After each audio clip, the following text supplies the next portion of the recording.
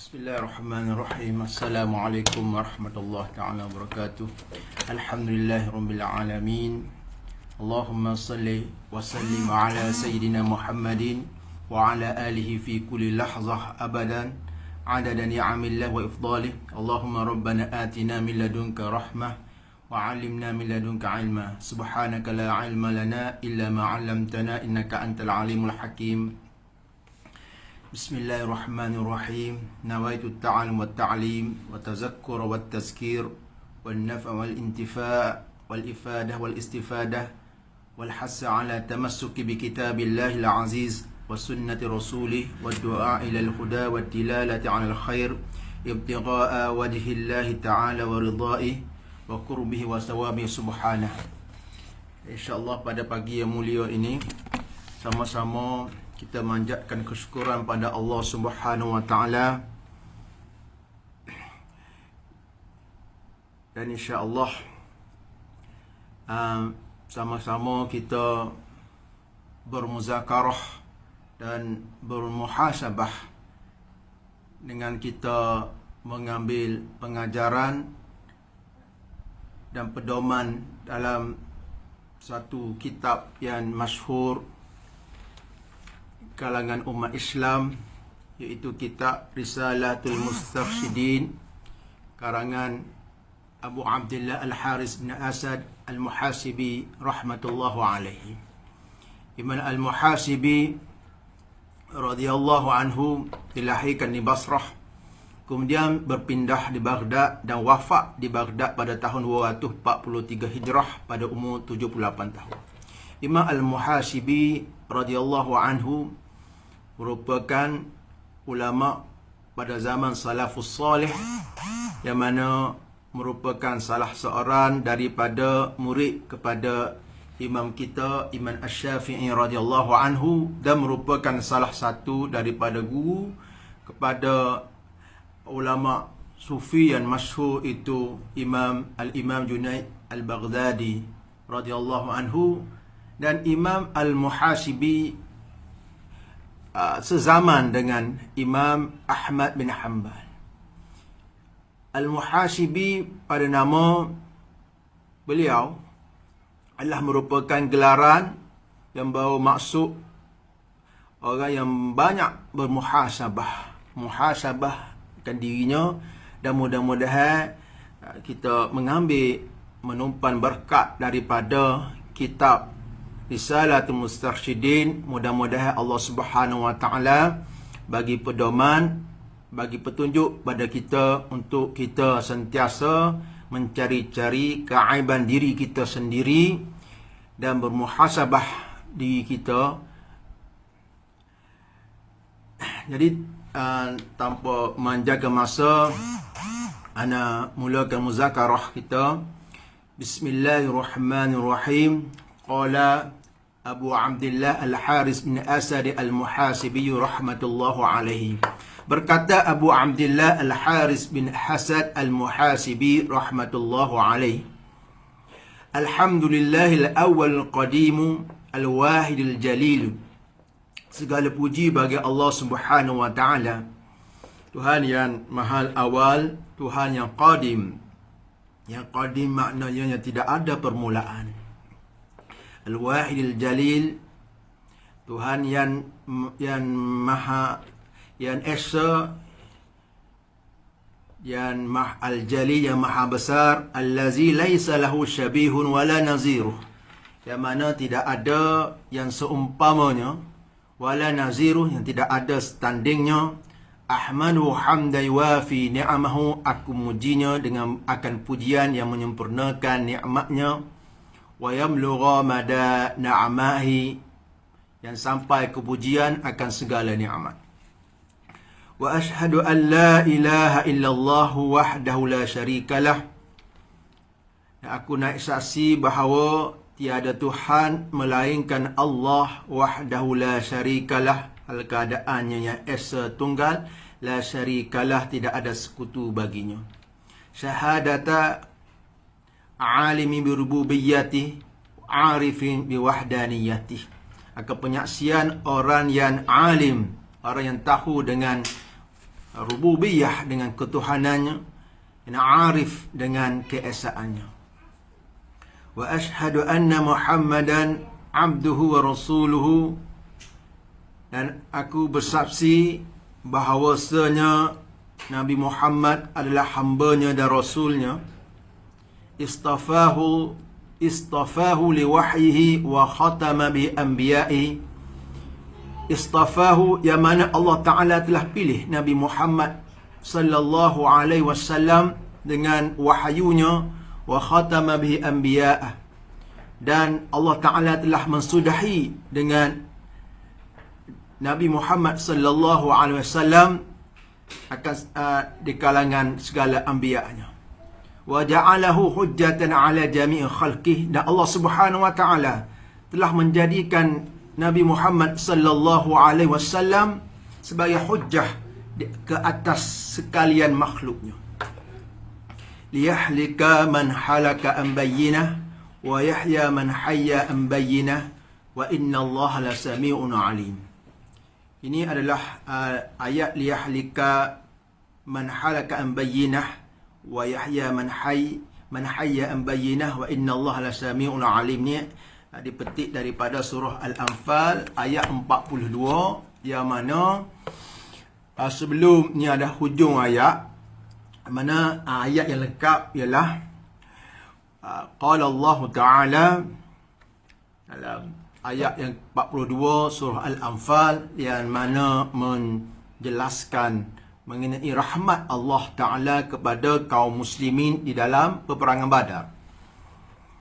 Mana Allah Subhanahu wa Ta'ala telah berfirman dalam ayat 42 surah Al-Anfal, "Idh antum bil 'udwatid dunya wa hum bil 'udwatil quswa war rakbu asfala minkum." Dan iaitu di hari ketika kamu berada di pinggir lembah yang dekat dan mereka berada di pinggir lembah yang jauh. Wahum bil 'udwatil quswa, mana orang kafir. Wa rakbu asfala minkum, sedangkan kafilah itu berada di bawah kamu. Maknanya kaum muslimin pada waktu itu berada di pinggir lembah yang berdekatan dengan Madinah, dan orang kafir pula berada di pinggir lembah yang jauh daripada Madinah. Sedangkan kafilah yang dipimpin oleh masa itu adalah Abu Sufyan itu berada di tepi pantai, kira-kira 5 batu daripada Badar, tempat Badar tu. Kemudian walau tawa'adtum lakhtalaftum fil mi'ad walakin liyaqdi Allahu amran kana maf'ula. Sekiranya kamu mengadakan persetujuan, yakni untuk menentukan hari pertempuran, pastilah kamu tidak sependapat dalam menentukan hari pertempuran itu. Walakin liyaqdi Allahu amran kana maf'ula. Tetapi Allah Ta'ala tetap mempertemukan dua pasukan itu, orang kafir dan orang mukmin, dalam peperangan Badar. Liyaqdi Allahu amran kana maf'ula, agar dia melakukan, yakni Allah melakukan suatu urusan yang pasti akan dilaksanakan. Apa dia? Iaitu kemenangan kaum muslimin dan kehancuran kaum musyrikin. Lepas itulah baru sampai pada ayat ni, liyahlika man halaka an bayyinah wa yahya man hayya an bayyinah. Agar dia, yakni Allah, iaitu agar, yakni Allah Subhanahu wa Ta'ala melakukan sesuatu yang pasti dilaksanakan. Amran kana maf'ula liyahlika man halaka an bayyinah. Iaitu apa dia? Amran maf'ula, iaitu orang yang binasa, yakni orang kafir itu binasa an bayyinah, dengan keterangan yang nyata. Wa yahya man hayya an bayyinah, dan agar orang yang hidup itu pula hidup dengan keterangan yang nyata pula. Maksudnya sini, agar orang kafir itu, agar orang yang tetap dalam kekafirannya, yakni orang kafir itu tidak punya alasan lagi untuk ia tetap di dalam kekafiran itu, sebab keterangan yang nyata. kalah. Dan orang yang benar keimanannya pula, dan orang yang benar keimanannya adalah berdasarkan kepada bukti yang nyata. Wa inna Allah la sami'un alim, sungguhnya Allah maha besar lagi maha mengetahui.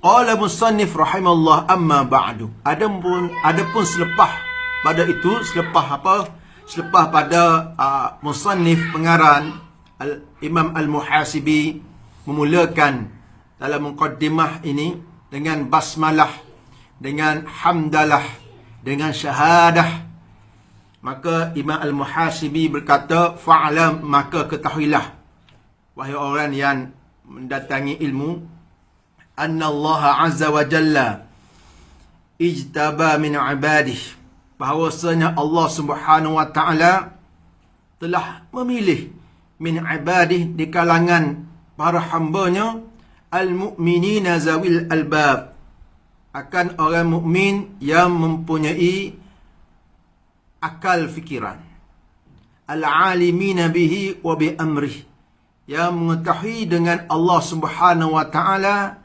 dan suruhan Allah. Fawasafahum bil wafa'i wal akhlaqil fadilati wal khawfi wal khasyah. Dan Allah subhanahu wa ta'ala telah mensifatkan mereka, yakni orang mukmin yang punya akal fikiran itu, dengan wafa, dengan menyempurnakan janji, wal akhlaqil fadilah, akhlak yang mulia, wal khawfi wal khasyah, dan takut pada Allah. Faqala azza wa alla, maka berkata Allah subhanahu wa ta'ala, innama yatazakkaru ulul albab, sungguhnya yang boleh menjadikan Al-Quran sebagai pedoman adalah orang yang berakal.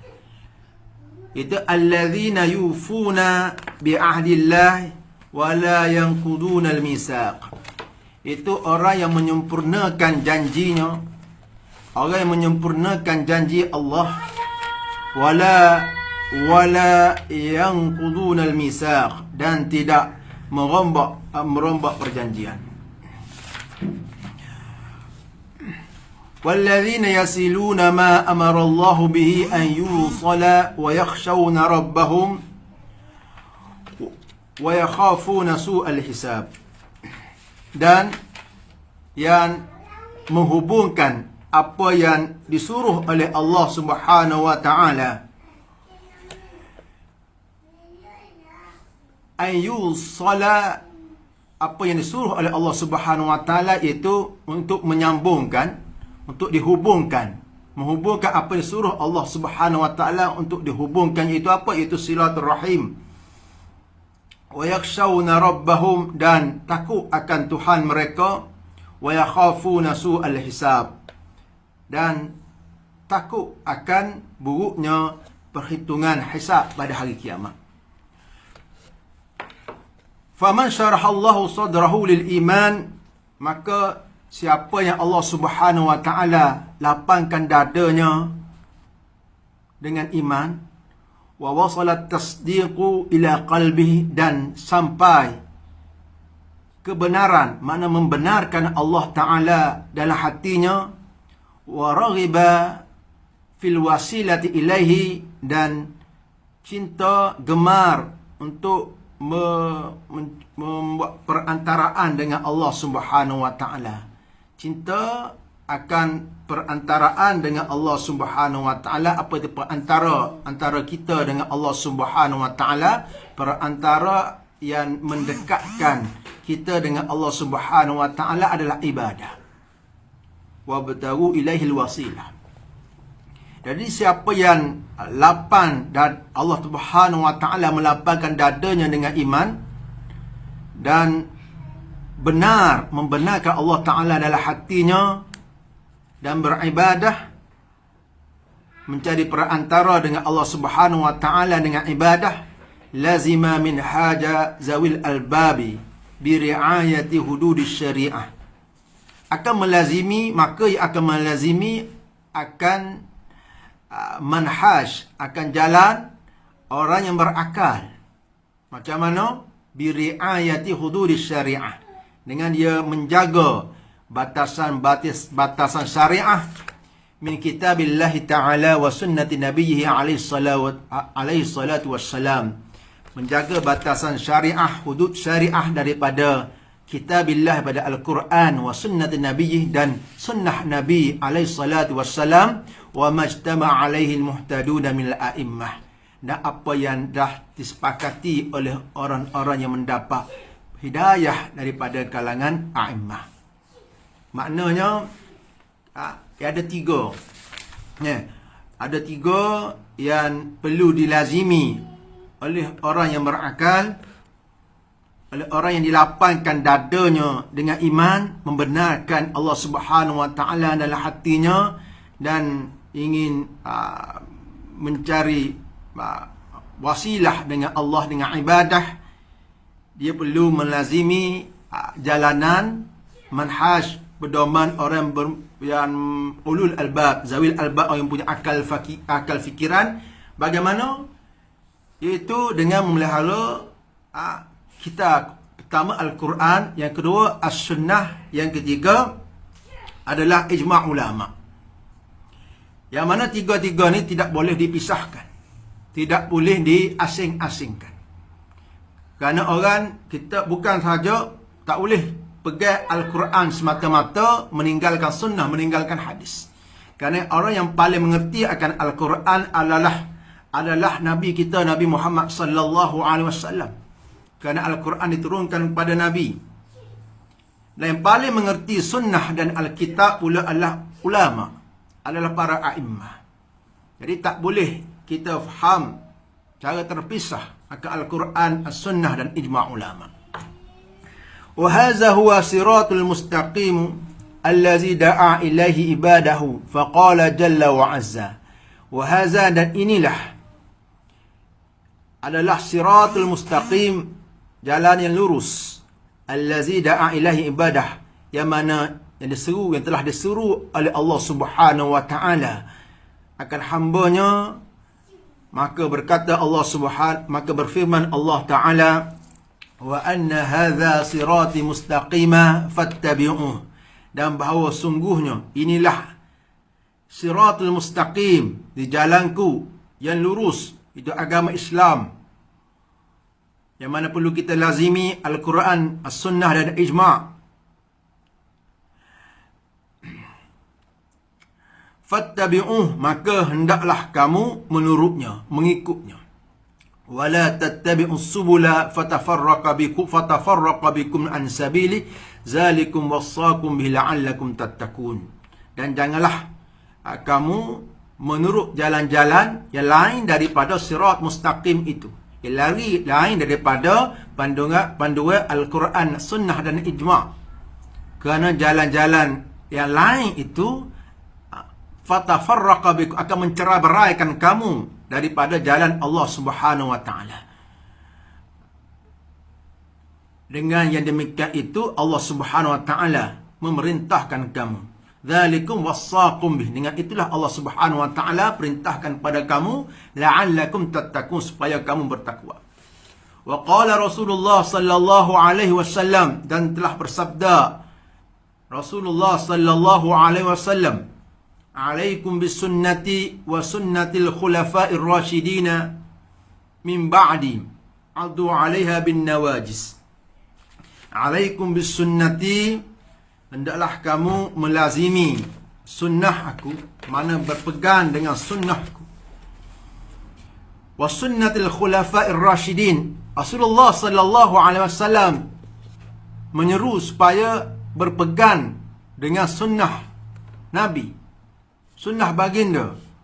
Dan juga bukan sekadar sunnah baginda, tetapi juga sunnah khulafa'ir rasyidin min ba'di. Itu sunnah khulafa' ar-rasyidin min ba'di, sesudah aku.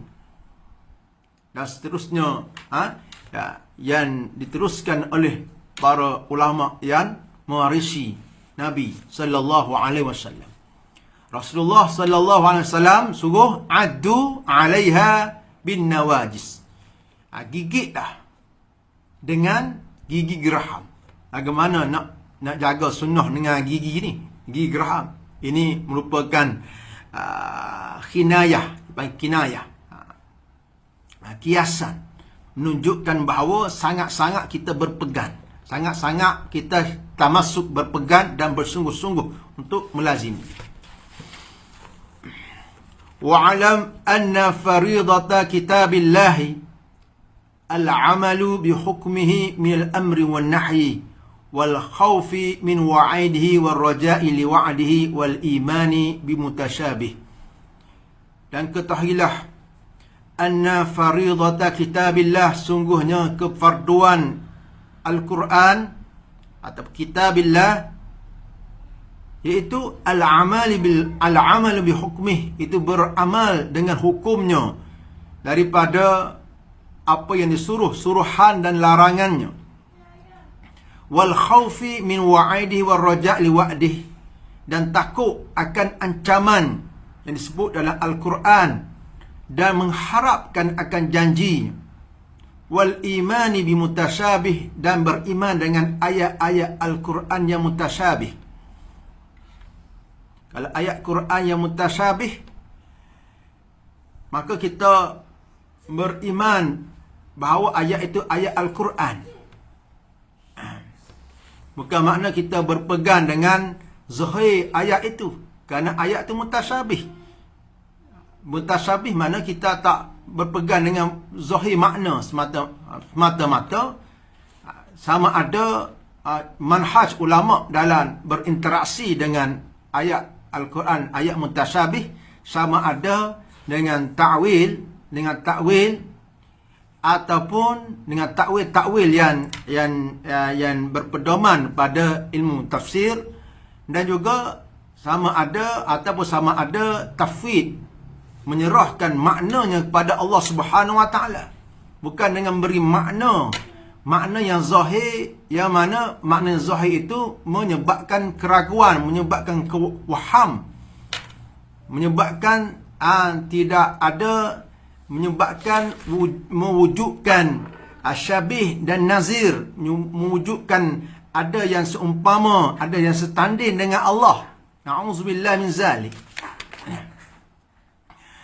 Wal i'tibari bi qasasihi wa amsalih, dan mengambil iktibar dengan kisah-kisah Al-Quran wa amsalih, dan perumpamaannya. Fa idza ataita bidzalika faqad kharajta min zulumatil jahli ila nuril ilmi.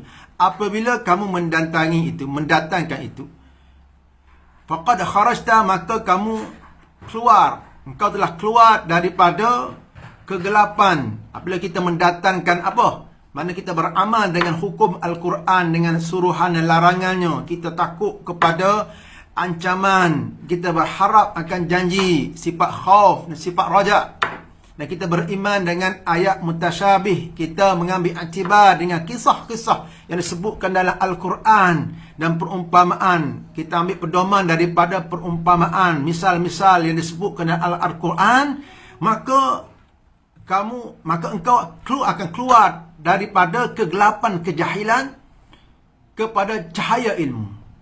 Kejahilan yang diumpamakan sebagai gelap, tak nampak. Apabila tak nampak, ia tepuh. Apabila tak nampak, ia boleh terjerumus dalam lubang-lubang kesesatan dan sebagainya. Allah Ta'ala akan keluarkan. Apabila kita melaksanakan faridah kitabillah, kita akan keluar daripada kejahilan yang diumpamakan dengan kegelapan kepada cahaya, ada ilmu yang diumpamakan dengan cahaya. Wa min azabi syakki ila ruhil yakin, dan keluar daripada azabnya keraguan kepada ruhil yakin, kepada rahah, kepada istirahah, pada kerahatan yakin. Qala Allahu azza wa jalla. Jadi orang ragu ni gundah gelana, tidak tenang. Orang yakin dia rehat, dia tenang.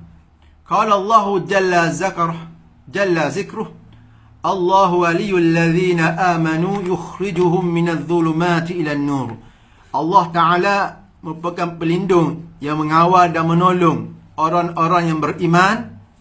Yukhrijuhum minadh dhulumati ilan nur, dia mengeluarkan mereka daripada kegelapan, yakni kegelapan kufur, kepada cahaya, mana cahaya iman.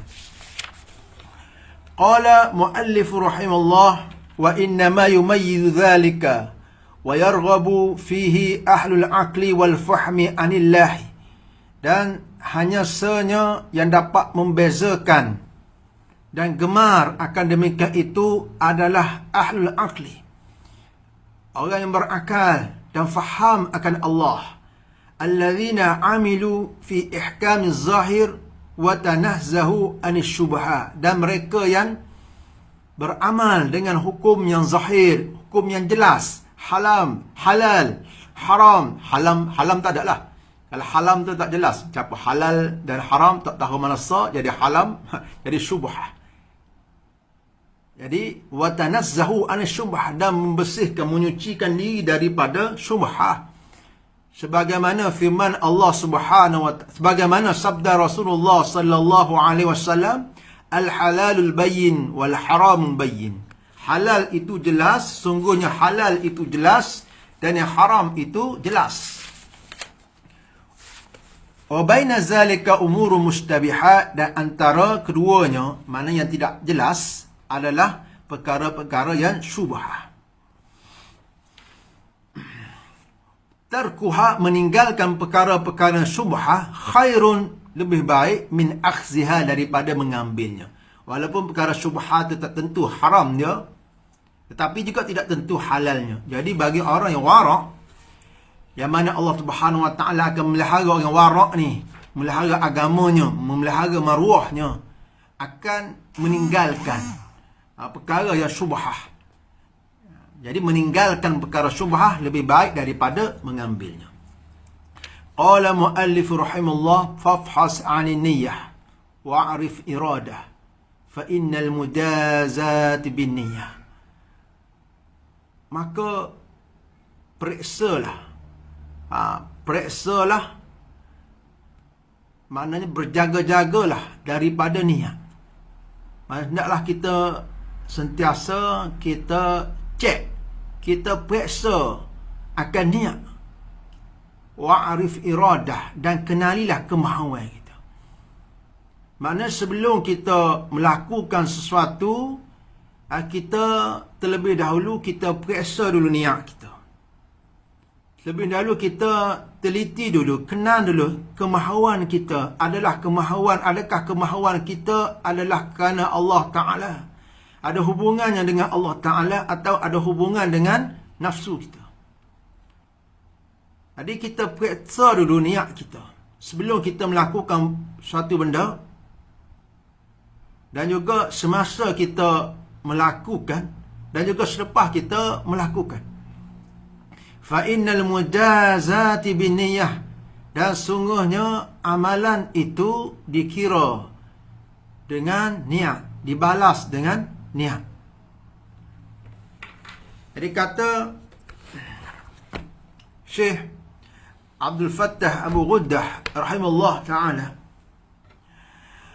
apa yang disebut oleh Imam Al-Muhasibi di sini adalah merupakan, iaitu mujaza bin niyah, amalan itu akan dibalas, dikira dengan niat, adalah merupakan satu nikmat yang besar daripada Allah Subhanahu wa ta'ala kepada hamba-Nya,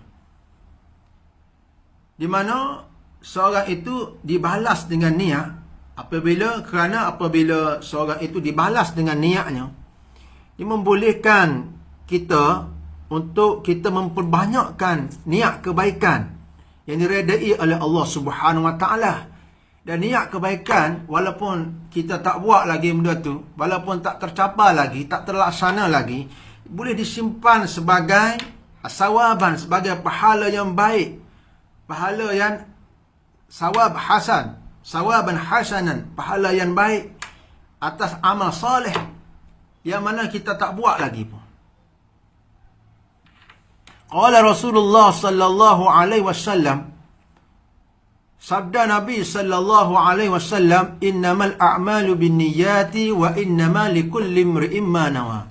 Sungguhnya amal itu dengan niat, dan sungguhnya setiap seorang itu apa yang dia niatkan. Jadi seorang itu Jadi niat ini, apabila kita hendak buat taat seperti ibadah, buat taat ibadat seperti umpama sedekah, solat, walaupun ibadat yang kita laksanakan, tetapi kalau niatnya tak baik, ia akan merosakkan, akan membinasakan amalan itu, pahalanya. Walaupun mungkin dari sudut fiqhnya sah, tersembahyang, tetapi kalau niat itu tidak baik, akan membinasakan amal itu dan menyebabkan dosa. Tapi kalau kita buat dengan niat yang baik, akan pekerjaan ibadah, pekerjaan yang baik dari sudut syarak, ia akan jadi ibadah, dinilai, dipandang oleh Allah Subhanahu Wa Taala. Yang kedua, yang ketiga, kalau buat perkara yang haram, ia dilarang oleh Allah Subhanahu Wa Taala, tapi niat baik, niat baik. Contohnya mendengar orang mengumpat. Mendengar orang mengumpat, ia tidak mengumpat, ia mendengar orang mengumpat kerana nak mengambil hati gulawai dia. Orang yang mengumpat, sedang mengumpat, dia dengar. Kenapa? Kerana nak menjaga hubungan dia. Kalau tak saya dengar, orang itu tak baik ya dia. Jadi niat yang baik, tetapi pekerjaan yang haram tetap haram. Mana perbuatan maksiat tak boleh berubah dengan niat. Niat tak boleh mengubah maksiat jadi kebaikan. Tetapi niat boleh mengubah perkara-perkara yang harus menjadi ibadah. Kita makan, kita tidur, perkara yang harus, tapi apabila diniatkan ibadah, diniatkan kerana Allah Subhanahu Wa Taala, maka akan jadi ibadah. Sedangkan perkara yang haram tidak mengubah keadaan yang haram dengan niat. An-niyatu la tunatu bil ma'siyah. Niat tidak boleh dalam maksiat. Nah, niat yang baik dalam maksiat itu tak boleh mengubah apa-apa. Niat yang baik boleh mengubah perkara-perkara mubahah, perkara yang harus menjadi ibadah. Walzim taqwa Allah, insya-Allah. Kita sambung pada hari Selasa, insya-Allah. Maaf mengambil masa sedikit kerana ada masalah teknikal pada mula-mula tadi. InsyaAllah kita akan sambung muhasabah kita, muzakarah kita dalam kitab Risalah Mustarsyidin pada setiap hari Ahad, Selasa dan Rabu pada pukul 7.30 hingga pukul 8. InsyaAllah kita berjumpa pada hari Selasa pada 7.30 pagi sampai pukul 8, setengah jam sahaja. Wallahu ta'ala alam. Subhanallah bihamdihi, asyhadu an la ilaha illa anta. Assalamualaikum warahmatullahi wabarakatuh.